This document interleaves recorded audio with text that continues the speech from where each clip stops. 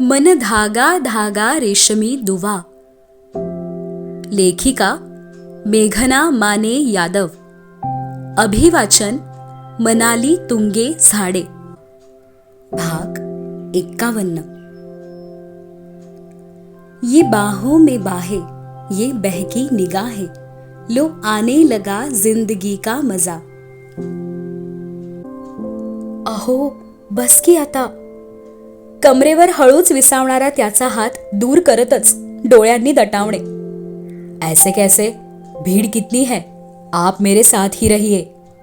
लाडक्या पत्नीस जवळ घेत कमरेवर हात ठेवण्याचा हक्क इमाने इतबारे बजावला. ही भीड आहे का? त्याची बदमाशी लक्षात येत होतीच. डान्स संपून अर्धा पाऊण तास झाला होता. औद्योगिक जगतातील सर्वच उपस्थित मान्यवरांशी भेटून बोलून जेवणाचा आग्रह करत बँक्वेट हॉलमध्ये फिरताना एक क्षणही तिला एकटं सोडलं नाहीच. आणि तिला जवळ ठेवण्याचा एकमेव उपाय कमरेवर हळुवार स्पर्शाचा हक्क बजावणारा हात. आजच प्रेमळ स्पर्शात प्रमोशन मिळालेलं त्याला. हमेशा खांद्याभोवती विळखा देणाऱ्या हाताला तिच्या कमनीय कमरेवर विसावण्याचा अधिकार मिळाला. अधिकारांची अंमलबजावणी त्वरित. असा गोड हक्क बजावताना दिरंगाई करावीच का? हा तो देखिए ना, 40-50 लोक तो होंगे ही, आसपास पाहत सांगितले. आणि खरंच तेवढेच जण बँक्वेट हॉलमध्ये होते. बाकीचे 300-350 लोक बाहेर लॉन मधील शामियान्यात जेवणाचा आनंद घेत होते.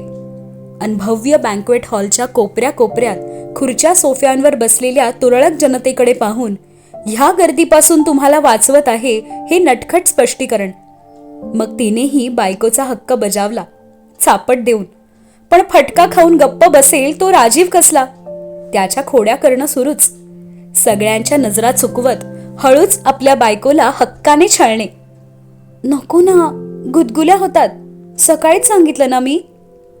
लटका राग दाखवत त्याच्या दंडावरून हळूच फिरणारा हात दूर करणं. हा सुबह ही तो बताया आपने, गुदगुल्या तुम्हाला आवडतात. यावेळी बोट ब्लाउजच्या खोल गळ्यातून दर्शन देणाऱ्या पाठीवर फिरले. नशीब पाठीमागे भिंत, नाहीतर राजीव साहेबांचे खोडकर उद्योग कुणाच्याच दृष्टीस पडत नव्हते. राजीव! पोटात जोरात कोपर रुतवलं. तो आऊच करत एक पाऊल लांब आणि हिने मोकळा पदर उजव्या खांद्यावरून घट्ट लपेटून घेतला. हात, पोट, पाठ, कंबर सगळंच पदरा आड. वरून नाक उडवत चिडवत निघाली जिया आर्याकडे. अरे मेघा, क्या हुआ? तब्येत तो ठीक है ना? कपाळाला हात लावतच मम्मीजींनी काळजीने विचारलं. पार्टीमध्ये खांद्यावर पदर? नक्कीच पावसामुळे थंडी वाजत आहे. ताप तर नाही ना? सुनेची खूप खूप काळजी. नाही मम्मीजी, ठीक आहे मी. ते एसीचं टेम्परेचर जरा जास्तच गार झालं आहे ना? चाचरत घेतलं सावरून. हळूच जवळ उभ्या त्याच्याकडे पाहत त्याच्या मिश्किल हसण्याने तर अजूनच राग येत होता. मम्मीजी, काय सांगू तुम्हाला, तब्येत तर मेहराजींची बिघडली आहे. काय झालंय अचानक असं सारखं सारखं जवळ घेणं? पुन्हा रोमॅन्टिक भूताने झपाटलंय. आज रात्री लाल मिरच्यांची धुरी देऊनच भूत उतरवायला हवं. लबाड बाहुबली बोकोबा या शर्मिली तितलीच्या मागे मागे. तुम्हारा तो कुछ ध्यान ही नहीं होता, ख्याल रखो उसका ठीक से. जाता जाता राजीवला दम देत तिची काळजी घेण्याची जबाबदारी सोपवून गेल्या. Yes mom, I will take care of her. हलकसं हसत मी ही रिस्पॉन्सिबिलिटी प्राणपणाने पूर्ण करेल हे मान झुकवतच दिलेलं वचन. मनात नाचत आणि हिने कपाळावर हात मारले अगणित वेळा, मनातच. मम्मीजींनी राजीवला माझी काळजी घ्यायला सांगणे म्हणजे चोरालाच मोठ्या तिजोरीची राखण कर सांगण्यासारखे आहे. हे माझी काळजी घेणार की काळजाचे ठोके चुकवणार? आइये यहाँ बैठते हैं. पुन्हा खांद्यावर हात, प्रेमाने जवळ. काळजी घेण्याची ऑफिशियल परवानगी मिळाल्यावर अनगोड हसत ती तिथेच उभी. तुम्हाला थंडी वाजते तो मैं हूं ना, मिठीतली ऊब, रिमेंबर? काल रात्रीच्या उबदार मिठीची आठवण करून देत खट्याळ हसू चेहऱ्यावर. काही झालं नाहीये मला, मी चालले पाणीपुरी खायला. पदर झटकला खांद्यावरून आणि सोबत मानही. No, it's dinner time, no panipuri. Rajiv साहेबांची जेवण नियमावली प्रगट झाली आणि त्यातील एकाही नियमाला न जुमानणारी ती चाट काउंटरकडे वळली. तिने दिमाखात दिलेली 2 प्लेट पाणीपुरीची ऑर्डर आणि पाठी उभ्या त्याने ओनली 2 पाणीपुरी. काउंटर पाठच्या व्यक्तीला कडक सूचना. पाणीपुरी तिच्या आवडीची हे माहीत असूनही जास्त खाऊ नका, प्रॉपर डिनर करा, ही काळजीयुक्त ऑर्डर तिच्यासाठी. आणि फक्त एकच पाणीपुरी खाऊन पाय आपटतच तिथून दूर झाली. पण तेवढ्यात पूरबने दिलेली हाक, मेघा आजा यहा. त्याच्या आणि रश्मीच्या टेबलवरील पाणीपुरीच्या प्लेट्सकडे केलेला इशारा. अन अहो, मिस्टर मित्तलशी बोलण्यात गुंतले आहेत हे पाहून पाणीपुरी खाण्याची सुवर्ण संधी ती गमावेल कशी?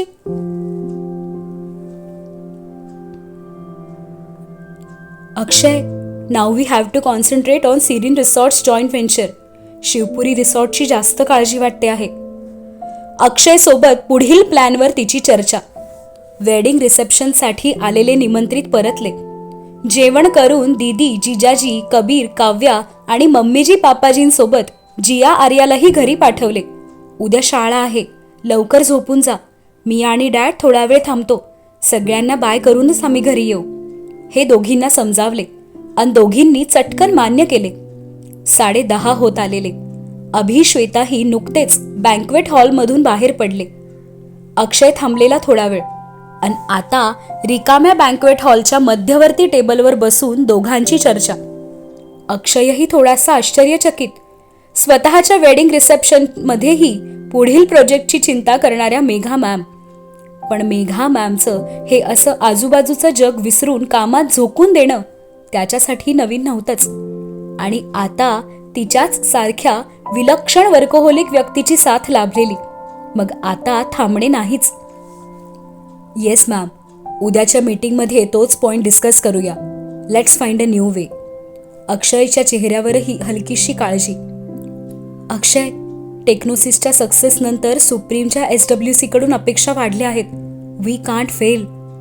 दूरच्या टेबलवर बसून मिस्टर मूर्थींशी चर्चेत रंगलेल्या राजीवकडे लक्ष गेलं आणि त्याच क्षणी त्याचंही तिच्याकडे पाहणं. एका कटाक्षात भावनांची देवाणघेवाण. राजीव, तुम्हालाही चैन नाहीच. Business business business. मेघा, आप भी तो काम ही कर रहे हो. शांत तो आप भी नहीं बैठते. लीजिए, ठीक से खाना खाइए. टेबलवर डोकं ठेवूनच डोळे मिटून शांत पहुडलेल्या तिच्या कानी त्याचे प्रेमळ शब्द आणि तडक मान उचलली.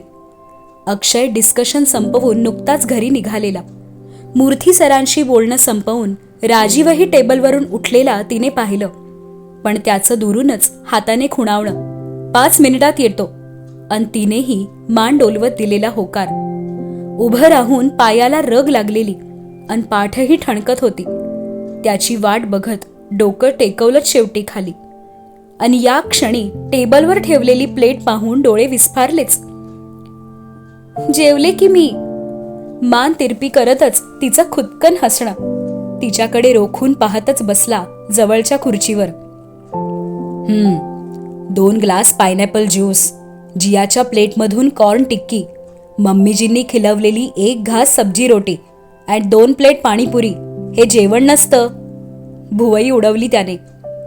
राजीव, काय सूक्ष्म निरीक्षण आहे. डोळे हलकेच मिटत जीभ दाताखाली. मी 2 प्लेट पाणीपुरी खाल्ली नाही. तुम्ही तर मला फक्त 2च पुरी प्लेटमध्ये घेऊ दिल्यात आणि त्यातली पण 1 तुम्हीच खाल्लीत. नाक मुरडलं हलकस. और वो panipuri cheers, what was that? बारीक डोळ्यांचा खोचक प्रश्न. शब्दात पूरबवरचा विशेष राग. माझ्या बायकोला मी नाही म्हटले असतानाही गुपचूप पाणीपुरी खायला प्रोत्साहन देतो म्हणजे काय? जाऊ दे ना, आवडते मला, तुम्हाला माहित आहे ना. लाडात गाल फुगवलेच. अब कुछ हेल्दी खाइए, देखिए मैं अचार भी लाया हूं. दाल राईस, थोडीशी सब्जी आणि तिचं आवडीचं लिंबाचं लोणचं. डिनर काउंटर तर कधीच बंद झाले होते. तिच्यासाठी खास जेवण आणावं म्हणून नक्कीच ग्रँड हयातच्या किचनपर्यंत साहेबांची फेरी आणि सोबत गोड गोड गुलाबजाम वाटीत. तिच्या रात्रीच्या जेवणाच्या सवयीला नीट लक्षात ठेवून डाळ, भात, भाजी, लोणचं एकत्र करतच चमच्याने घास तिच्या ओठाशी. हे एवढे सारे लोणचे, मला काही डोहाळे लागले नाहीत लोणच्याचे. घास घेत हसतच तिचं बोलणं. डोहाळे? व्हॉट्स दॅट? त्याच्या प्रश्नानंतर जाणवलं आपण नकळत काय बोलून गेलो. नाही, काही नाही. नजर झुकवतच 2 घास खाऊन घेतले. तुम्ही बालमैत्रिणीसोबत डिनर केलं की नाही? तिनेही मिश्किल हसत विचारलं. आई बाबांसोबत बोलत बसली असताना रिधिमाच्या टेबलवर सीमा मित्तल होतीच, एकत्र डिनर करत. आणि तिथेच राजीवही. मी नीरज मित्तल सोबत बोलत होतो, त्याचंही ठणकावून सांगणं. सीमाचे पती परमेश्वर नीरज मित्तल. तुम्ही तरी कुठे नीट जेवलात? मी नाही म्हणाले जेवायला तर तुम्हीही फक्त एकच रोटी खाल्ली, हो ना? मला भूक नव्हती. तुम्ही व्यवस्थित जेवायचं ना? डाळ भाताचे पुढचे 2 घास त्याला खिलवले. आदत हो गई है ना सब कुछ साथ साथ करने की. त्याच्या काहीशा घोगऱ्या आवाजातील प्रश्नाला फक्त मान डोलावतच दिलेलं उत्तर. ही आदत उद्यापासून किती त्रास देणार आहे याची जाणीव दोघांनाही. उद्या यावेळी एकमेकांचा निरोप घेत असू. एक विचारू, आजच्या सेलिब्रेशनसाठी हाच व्हेन्यू का निवडला? हा व्हेन्यू अवेलेबल होता, दॅट्स वाय. त्याचं हलकसं खांदे उडवत उत्तर. माझं PR टीमशी बोलणं झालं. हा व्हेन्यू ऑलरेडी बुक होता. जिंदाल ग्रुपची पार्टी होती. तुम्ही पर्सनली रमेश जिंदाल सरांना भेटलात आणि रिक्वेस्ट केलीत, हो ना? कातर आवाजात प्रश्न. आजच्या खास सोहळ्यासाठी हीच जागा हवी आणि त्यासाठी कट्टर प्रतिस्पर्ध्याशी जाऊन भेटणं, विनंती करणं, जिंदाल पार्टीसाठी याहूनही बेस्ट लोकेशन मिळवून देणं हे फक्त राजीव मेहराच करू शकतात. अब आप सब कुछ पता कर ही चुकी है तो. हसरा उसासा. डाळ भात खाऊन संपला आणि तो गुलाबजामची वाटी घेऊन जवळच्या सोफ्यावर निवांत जाऊन बसला आणि तीही त्याच्या पाठी. ह्या जागेचं खास महत्व आहे ना आपल्या आयुष्यात. त्याच्या जवळ बसतच सभोवार पाहत होती, विशेषतः त्या स्टेजकडे. हाँ, यही से तो हमारी कहानी की शुरू हुई थी. त्याचंही स्टेजकडे हेतुपूर्वक पाहणं. थँक्स त्या दिवशी माझ्याशी वाद घालण्यासाठी. गुलाबजाम बोटानेच उचलून भरवला त्याला. त्याच्या आवडीचा गुलाबजाम पूर्णच खावा त्याने ही अपेक्षा, पण नेहमीसारखा अर्धा ठेवलाच तिच्यासाठी. पण तिने गुलाबजाम तोंडात टाकतच हात दूर करून तिच्या बोटांची चाशणी मात्र त्याच्या ओठात. बदमाश, काहीही करता. त्याच्या ओठांजवळची बोटं घेतलीच मागे पटकन, घाबरून इकडे तिकडे पाहत. पण बँक्वेट हॉल पूर्ण रिकामा, जणू दोघांसाठी खास असा एकांत. ऐसे ही तो प्यार बढ़ता है. खांद्यावर हात, कानाशी गोड कुजबूज. एक सेल्फी हो जाए मेहराजी. तुमच्याच मोबाईलने काढा, हा हट्टही. आणि मग अजून एक सेल्फी स्टेजवर चढून. आणि सर्वात महत्वाचा लॉबीतील त्या वळणावर. मेघा, उठिये. तिच्या गालावर थोपटतच जाग करणं. आपण गाडीत त्यांच्या खांद्यावर डोकं ठेवून झोपून गेलो हे जाणवून चटकन जागी. गाडी मेहरा व्हिला बाहेर पोहोचलेली. 20 मिनिटाच्या अंतरातही आपण कसे काय झोपलो? ओशाळूनच दार उघडून बाहेर पडली. 11:30 होत आलेले. बेल वाजवणं शक्य नव्हतंच. थांबली त्याच्यासाठी. किल्ली त्याच्याकडे. घरात सामसूम. दमून सर्वजण गुडूप झालेले. रूमकडे जाताना जिया आर्याच्या दारातून हळूच डोकावले दोघेही. त्या दोघींना शांत झोपलेलं पाहून निश्चिंत. ब्लेझर बेडवर ठेवतच आलेला फोन अटेंड करण्यासाठी बाल्कनीत गेला. आणि ही उभी आरशासमोर. संध्याकाळी पार्टीसाठी नटणे वेगळे, पण आता साडी बदलणे जीवावर आलेले आणि हेअरस्टाईलला वापरल्या गेलेल्या पिन्स आठवून तर डोकं गरगरायला लागलं. पदर खांद्यावर गोळा करतच एक एक पिन्स काढायला सुरुवात. अंदाजानेच केसात पिना शोधणं. बाल्कनीतून आत येताना त्याचे पाऊल अडखळले. काचेतूनच तिचं मोहक रूप पाहणं. दमलेली, थकलेली, वैतागतच एक एक पिन खेचून काढत होती. आ! केस ओढले गेल्यावर कळवळतही होतीच. मेघा, मी हेल्प करतो, कम हिअर. तिचं स्वतःवरच चिडचिड करणं त्याला सहन होईना. बेडवर बसतच, इथे समोर बसा, नजरेने सुचवले. प्लीज, मला तर काही समजतच नाहीये, नक्की किती पिन्स आहेत. कसनुसं हसतच बसली समोर. हे किचकट काम त्यानेच करावं, आपण निवांत बसावं, ही इच्छा थकलेल्या जीवाची. तिचं आरामात बसणं आणि त्याने जपून एक एक पिन काढत साईड टेबलवर ठेवणं. तिच्या केसांना जराही दुखावू नये याची काळजी. काम जोखमीचं, पण मन चलबिचल. मोकळ्या पाठीवर हळूच गुदगुल्या करू का, पण अडवलं स्वतःला. मेघा, शाम को मैं बताना भूल गया, यू वेर लुकिंग ब्युटिफुल. खांद्यांना धरतच कानात हळूवार सांगणं. तीही हसलीच खुदकन. त्यात काय सांगायचं, ते दिसतं आम्हाला तुमच्या डोळ्यात. तिचंही लाडीक बोलणं. ओ अच्छा. भुवया उडवल्याच हसत. पिन्स निघालेल्या आणि आता आंबाड्याची जाळी काढत होता सावकाश. आणि तुम्हीही खूप हँडसम दिसत होतात, बालमैत्रीण म्हणालीच की. खट्याळ हसत थट्टा करून घेतली. इनफ मेघा, वो सिर्फ रिधू की दोस्त थी. चिडला इतकुसा, पण तिच्या हसण्याच्या खळखळाटात रागही विरघळला.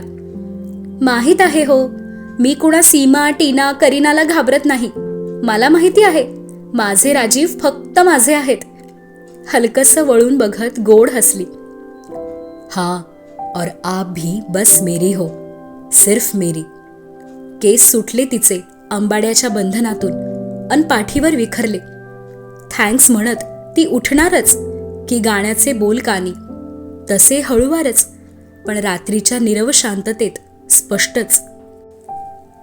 ये रातें, ये मौसम, नदी का किनारा, ये चंचल हवा, कहा दो दिलों ने कि मिलकर कभी हम न होंगे जुदा.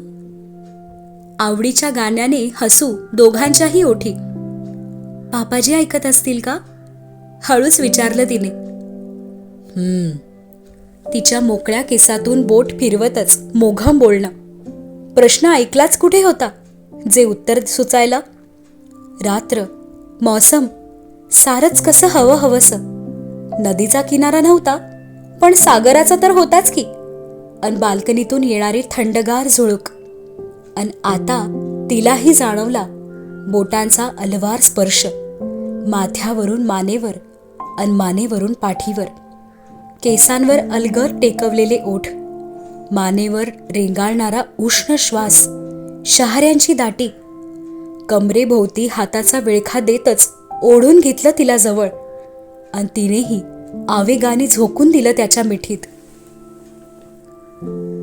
ये क्या बात है आज की चांदनी में कि हम खो गए प्यार की रागनी में.